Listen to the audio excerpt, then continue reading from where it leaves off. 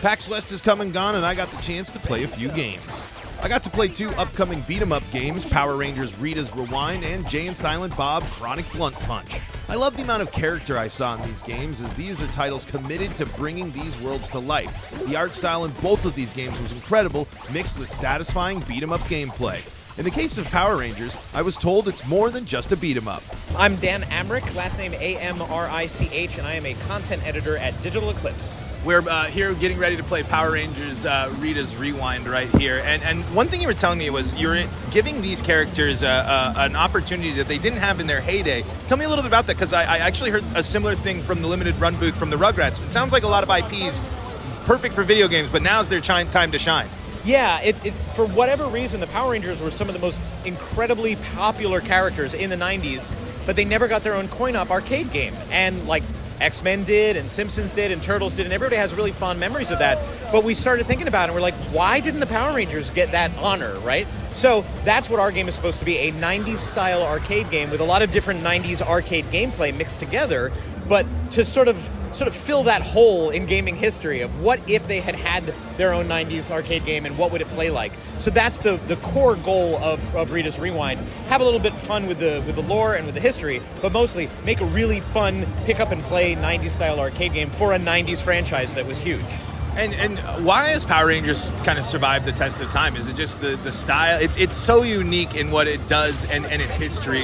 Why has it been able to stand the test of time? That's a really good question, because I have talked to so many fans that this was their first big narrative thing, right? We all have some story that touches us when we're growing up, and we go like, oh, I'm a Star Wars fan for life, or I'm a Star Trek fan for life, or I'm a Neon Genesis Evangelion fan for life. And there's so many people that like Power Rangers was, when they were in school, when they were growing up, that was like almost their soap opera, right? Because Tommy, oh my God, the Green Ranger, he's evil, how are we going to do this? And it became this first big narrative arc that they remember in their lives, and they've never let go of that. And you don't have to, there's no reason to, right? But I think that's just it. I think it's partly nostalgia, but partly because these characters were really heroes to a lot of kids that I don't think people always necessarily appreciate.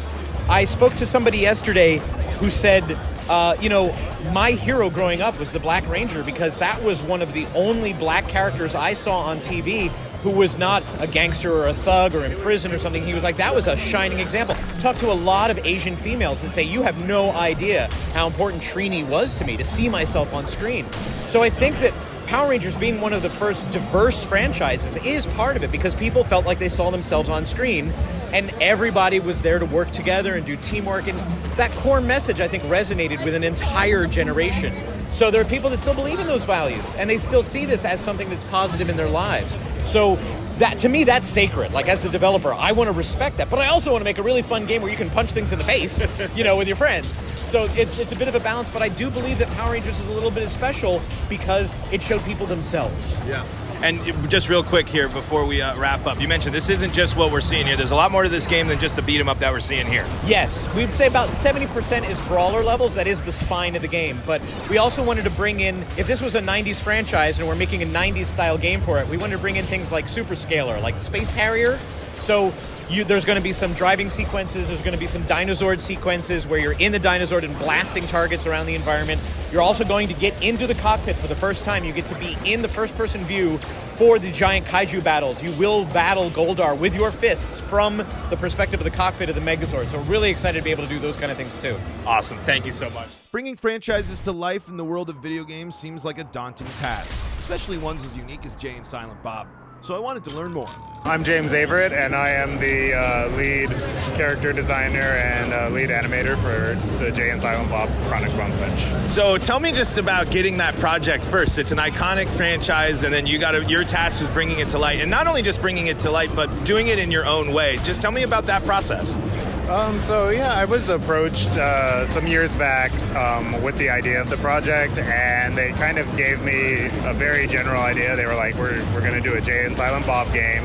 I wasn't too familiar with the films, which after watching them, I was like, how have I not seen this before? So I went and watched the films, and then I did a couple of sketches with like just my first impressions of the characters, and then I did two more like really refined ones, and of course they went with the first impression sketches, and they were like, yeah, go with this.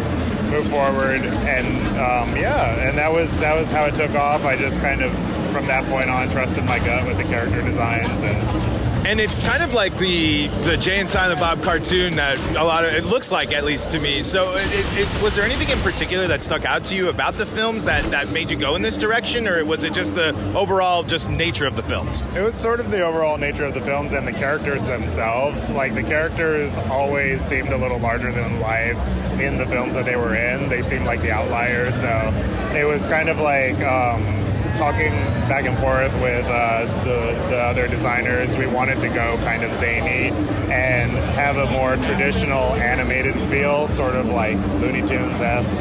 So that's kind of the direction we went with the overall character designs, but we still wanted to keep the sort of likeness of the characters to some extent. So yeah. Is it difficult to pack that much detail into something that moves so fast? I mean, it's just incredible to. I was watching the animations, the revive animations, the just getting hit by animations. There's so much in every frame, really. How difficult is it to create that much life? Because there's a ton of personality in this game. Oh, well, I really appreciate you for saying that. And yeah, it can be a little difficult.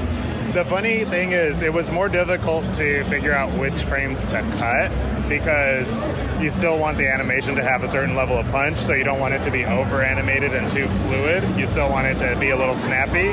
So trying to pick and choose which, frames were the most important as keyframes to communicate that sort of like life that you were describing, and then picking those to be really strong so that people actually see it.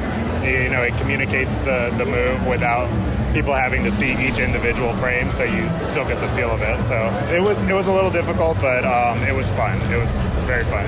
What's the first thing of advice you have for someone that wants to get into just making art for games, or getting into doing what you do? Keep doing it. I mean, honestly, just keep doing it. If you love to draw, I used to get in trouble for drawing on my homework in elementary school. When my parents took me to church, I used to draw the people in church and make my parents laugh because they knew exactly who it was. And I was fortunate enough to have encouragement from my parents because they saw how passionate I was from a young age. So they encouraged me every step of the way, and I know that's not always the case for everybody. Some people are like, oh, you have to focus on getting a real job. And it's like, now this is a real job. So I say just keep doing it and, just keep getting better, Absolutely. Thank you so much for the time. I really appreciate it. Best of luck with the rest of the show. Thank you. Thank you.